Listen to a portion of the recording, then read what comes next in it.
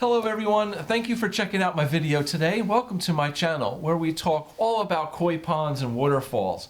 My name is Chris. I've been building koi ponds for over 25 years and I put together this channel to help share with you some of the things that I've learned and done over the years. So hopefully you can find some good advice, some good information, answer some questions. I have a ton of videos here for you. I have videos on everything from pond construction, design, to fish, water plants, pond filtration. We look at different products. I've got a ton of videos on maintaining the pond, maintenance, everything. A ton of stuff here. And all the videos are broken down into different categories here on the channel in the playlist section. So if you go into the playlists, you can, navigate, find your way around, find the videos that might help you out a little bit easier, okay? So today's video, we are basically doing a video about answering a common question that I get asked a lot, and that is, how often should I clean my filters? So, while to me I have a simple kind of easy answer to that, but that answer really varies according to your pond, your bioload in the pond, right? How many fish you have, what kind of plants you have, and what type of filters you have. So there's a lot that goes into it. So I want to kind of break this down a little bit. I want to talk to you about some different reasoning and logic that many people have, and give you my thoughts and what I've done and what I've learned. So basically, my quick answer to how often should I clean my filters is as often as you can, okay? For me, I believe that your filters should be cleaned regularly. Now, what does that mean? Okay, so every pond is going to be different, as I said, right, according to bioload. You may have a 1,000-gallon pond with a filter that's this big, all right? And maybe that, that has to be cleaned every 2 weeks. You may have a 1,000-gallon pond with a filter that's this big, and that might only have to be cleaned once a month. Okay, so things are going to vary. So what you need to look for basically is how quickly is that filter getting dirty. Now when I say dirty, I mean it's got sludge, sediment, it's just starting to get like mucky, dirty, right? At that point, absolutely, it's got to be cleaned.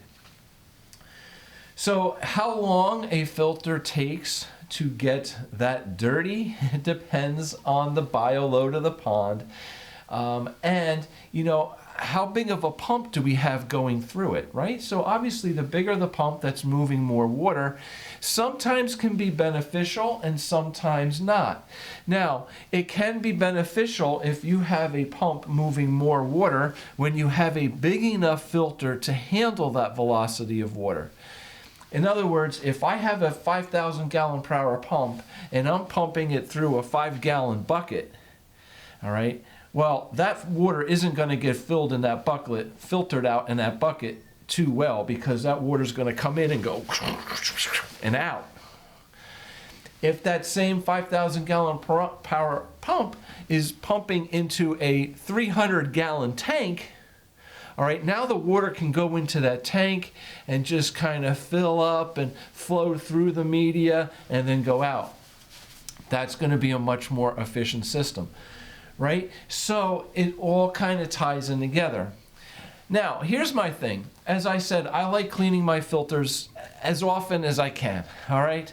Which means keeping those filters from getting all full of muck and sludge and disgusting and dirty. The reason for that is our filters can be used for two main purposes. One, what's called mechanical filtration, which means we need to have a filter to collect the sediment out of the water, to keep the water clean. Okay, you're gonna collect the dirt, sludge, muck, poop, all of, leaves, all that crap, okay, is going to get caught in the filter. That's a mechanical filter. The other kind of filtration is called biological filtration, and that's a process in which we want to grow a bacteria, actually a couple different types of bacteria, on the filter media itself. And that bacteria does a whole chemical process in the pond called the nitrogen cycle, where it basically turns toxic ammonia into nitrites and then nitrites into nitrates, which are far less toxic. Now, I have whole nother videos all about that. You can see here. If you're not familiar what that is, what the nitrogen cycle is, please watch that video. It's really important for you to understand when it comes to knowing how your pond works and what's keeping your fish and your pond safe and healthy, okay? I also have a ton of videos here on different types of filters. So yeah, learn as much about it as you can, because that's the whole heart and life support system of your pond. And if your filtration isn't set up right, then you're going to have problems with the pond down the road. But anyway, this bacteria that grows in that filter needs a clean, oxygen-rich environment. So if your filters are all going to be caked up with sludge and muck and all that garbage in there, the bacteria is not going to grow, it's not going to thrive, it's going to get smothered out, and it's going to stink, and it's going to be a rotten, toxic environment, okay? So, clean it. Clean it out. We can't have all that crap build up in the filter. So, mechanical and biological filter. So for me, in my ponds, as I use all gravity-fed filter systems, and you can see videos here on my channel about how I do all that too, but regardless, whatever kind of filter you have, it may be a skimmer, with filter pads in it, okay? It may be a waterfall filter box that has the spillway and the water, spills out the box and there's all full of pads, maybe a bag of media of some sort, bio balls, ribbon, used to have put lava rock and stuff in it, right? Things like that. Whatever it may be, it's got to be kept clean. If your filter's not clean, then as you're pumping water through it, all you're going to be doing is pumping the crap back into the pond. So, here's the argument that I get from a lot of people. If I clean my filter pads, I'm going to wash away all the beneficial bacteria. All right? That's the argument I hear all the time. Now, let me tell you this. I get it. I understand the logic, the point behind it. I understand the concept. However, like I said, if your filter pads are all dirty and mucky to begin with, nothing's going to get growing in there anyway. Now, perhaps you might want to clean, say there's, 3 filter pads in there. Well, maybe you're going to clean one of them out at a time. Do one today, do one next week, do the other one the week after. Maybe something like that can work for you. For me, I clean the whole tank. I take all the filter pads out, I wash them all down, rinse all the muck out of the filter pads, clean it up. I use a wet dry shop vac. I vacuum all the garbage and sludge, muck, whatever, leaves out of the bottom of the filter tank. Put it all back together. It's all nice and clean, and away we go. I have never had a problem with any kind of water chemistry, ammonia spikes, anything by doing that. And I'm a firm believer that even though, yes, we want to grow bacteria in our filters, that bacteria is not just growing in your filter. It's in your entire pond. It's on the pond liner. It's on the rocks. It's on the pots that your plants are growing in. It's everywhere. It's in the gravel. It's throughout the whole pond, the pipes, everything, okay? So cleaning out that filter, you are not taking all the bacteria in your pond and washing it away. And if your pond is seeded with bacteria and balanced and thriving, it will replenish itself. It will grow again. Now, bacteria also is going to grow according to the amount of food that it has. Okay? So what I mean by that is this bacteria basically wants to grow on ammonia. All right? It feeds on ammonia. If we don't have an adequate ammonia supply in a pond, well, the bacteria is not going to grow. So what I mean by that is, all right, there's a balance here. You can't have this much ammonia and this much bacteria, so to speak, okay? There's not going to be enough ammonia to feed it.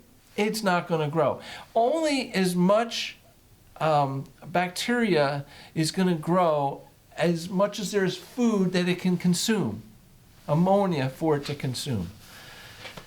So again, depending on our bio load of the pond, if we have a 1,000-gallon pond, I'm just throwing this out, 1,000-gallon pond with 12 little goldfish this big, the amount of ammonia that they are going to produce is not going to be as much as that 1,000-gallon pond with 12 koi that are this big, okay?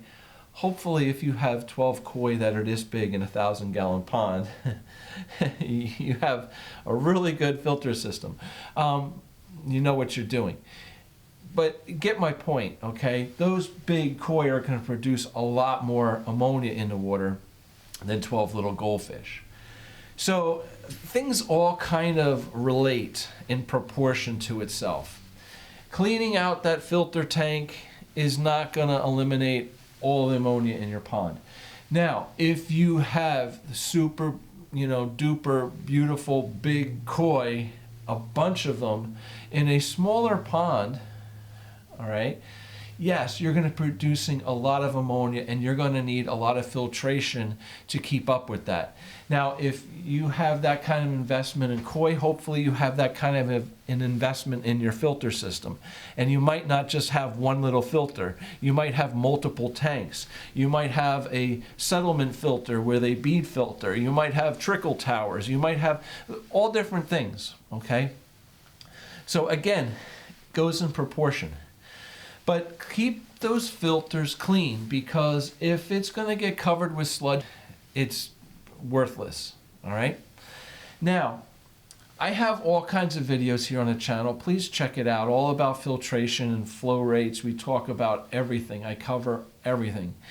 I also just want to talk briefly to you about different types of bead filters, or we want to say like pressurized, tank filters. Because the media within these different filters can vary. There are filters that use little cylinders that not only work biologically, but they work mechanically to clean the water as well. These filters have to be backwashed quite often because the sludge and sediment and debris can build up in it quickly, and again, clog the filter, restrict the water flow, and you won't have any bacteria growing in there either. Now, there are also different types of pressurized bead filters that use different media that is more for growing this bacteria. As I said, this bacteria needs an oxygen-rich environment with a lot of water flow through it. So these filters are going to be great for growing bacteria. Now there's media, I'm just going to throw this one out, called K2, which is a really good biological media for these filters. But here's the catch. It's meant to provide surface area for the bacteria to grow. The more surface area that we can create within a closed, filter, the more bacteria you're going to get to grow on it. So the better the media is. So this media not only creates surface area, but it also encourages water flow, because we need to have that water flowing, that oxygen-rich water flowing all through all that media, churning it all up, so that all that bacteria can interact with any of the ammonia that's in that water column. So here's the catch. If the media is designed for water flow through it, it's not going to be designed to catch all the sludge and sediment and debris in the water. Therefore, it's not going to clean your pond. So just be careful of what kind of, bead filters, I call them bead filters, pressurized filters you get, and what type of media is inside of it. Because I have run into clients, people who call me up and they've had, a pond built, and the pond is beautiful, the rock work, the whole bit. They got all these big filters, pressurized filters on it, and their complaint to me is, I can never get my pond clean. It's never clear. The water's always murky, dirty. And as soon as I see the filters and the media that's inside of it, we know exactly why. All right? It's not meant to clean your pond. So all that silt and sludge is going to go right through those filters and right out back to your pond. So a filter like that is going to require some sort of a pre-filter before it, okay? Something to clean the water. So for me, okay, let me give you this scenario. I use a gravity-fed filter system. I put a 4-inch bottom drain or multiple bottom drains in the pond, depending on what size. I gravity feed all that sludge from the bottom of my ponds through the bottom drains into the filter tanks. The water flows through the filter tanks, all the media, the pads, all that in there.